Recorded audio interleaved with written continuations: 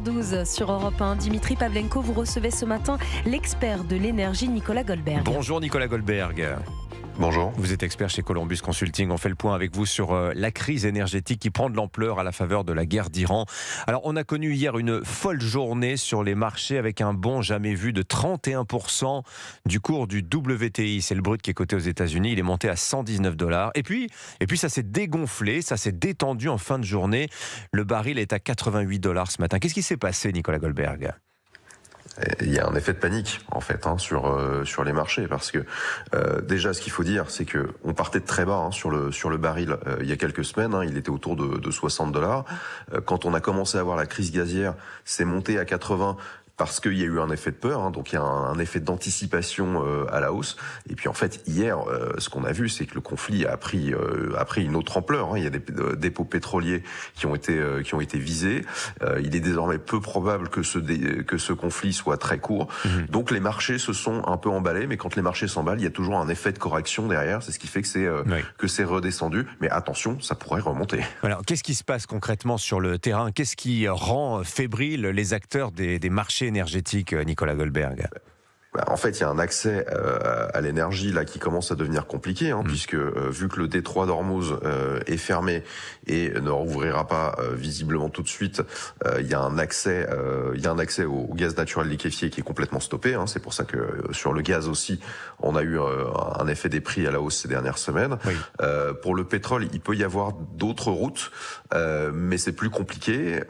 Il y a des primes de risque qui sont élevées. On ne peut pas acheminer tout le pétrole par les oléoducs d'Arabie Saoudite. Donc, il y a une anticipation de la tension sur l'offre. Et donc ça se traduit par des hausses de prix. Oui. Puis il faut voir aussi que les Iraniens ont tiré des missiles sur des champs pétrolifères. Et c'est difficile à relancer un champ pétrolifère. Ça ne se réactive pas aussi simplement que ça. Alors, en fait, effectivement, quand vous tirez sur des infrastructures, il faut le temps de les reconstruire. Ils ont tiré d'abord sur des installations de liquéfaction de gaz. Qatar LNG a bien dit que ça prendrait plusieurs semaines à remettre en route. Maintenant, c'est des dépôts pétroliers qui sont visés parce que les Iraniens ont bien compris quelque chose. C'est que Donald Trump n'a pas intérêt à ce que les prix à la pompe s'apprécient aux États-Unis. C'est plus automatique en Europe parce qu'on n'est pas indépendant sur notre approvisionnement énergétique, mais aux États-Unis, le pétrole et le gaz, c'est une ressource locale. Par contre, comme vous l'avez dit, le WTI, donc l'indice de pétrolier américain, est monté, et ça, c'est ce que cherchaient les Iraniens pour dire aux Américains, ce que fait votre président, là, il faut s'arrêter.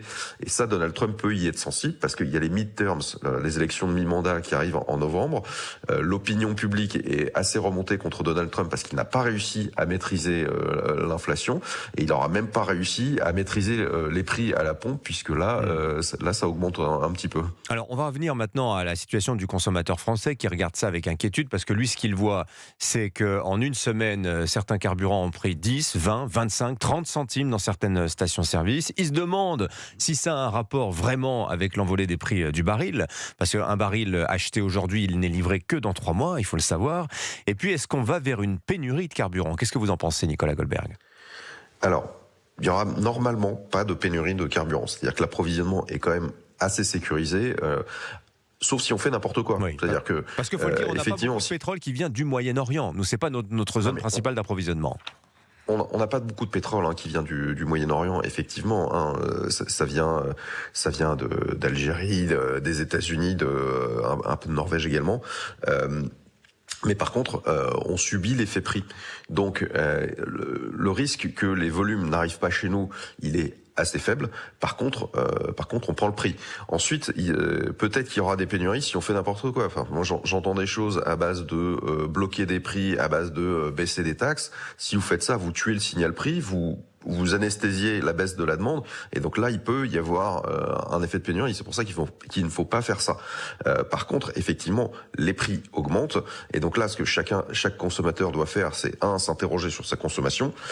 Si vous cherchez à changer de véhicule aujourd'hui, achetez pas un véhicule à essence, prenez un électrique, parce que ces problèmes sur les approvisionnements de pétrole, c'est parti pour durer 30 ans, vu la géopolitique mondiale. Ah oui. La deuxième chose, c'est attention à la consommation. Si vous pouvez éviter de consommer, faites-le. Et la troisième chose, c'est en attendant, faites jouer la concurrence. C'est-à-dire que si vous pensez que votre pompiste à côté de chez vous se fait plaisir sur les prix, il y a plein d'applis pour regarder, pour comparer les prix entre les stations-service. Et c'est ça qu'il faut faire pour voir si le prix est justifié ou pas, parce qu'il n'y a que la concurrence comme ça qui peut réguler les prix. Oui, j'allais vous demander s'il y avait un sujet d'approvisionnement pour l'hiver prochain, mais quand vous nous dites que là c'est parti pour 30 ans de perturbations, je crois que j'ai ma réponse. Ah bah en fait on est parti, mais on le sait, on importe nos énergies fossiles, et en fait même si on importe peu du Moyen-Orient, le marché est mondial et les fournisseurs de secours sont pas pléthoriques, il y en a que quelques-uns, parce que là on parle du pétrole, mais c'est le cas aussi sur le gaz.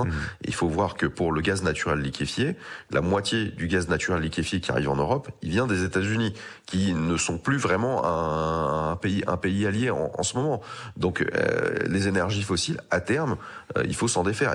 Effectivement, à court terme, c'est un peu compliqué, mais en fait, à terme, quand vous avez le choix, quand vous devez choisir un chauffage, quand vous devez choisir un véhicule, il faut privilégier les solutions électriques, parce que l'électricité, c'est local, et donc c'est là où on a le moins de risques géopolitiques. Voilà, si l'écologie vous avez pas convaincu de la nécessité de décarboner, peut-être que la géopolitique le fera. En tout cas, merci de nous en avoir parlé ce matin. Nicolas Goldberg, je rappelle que vous êtes expert chez Columbus Consulting. Bonne journée à vous.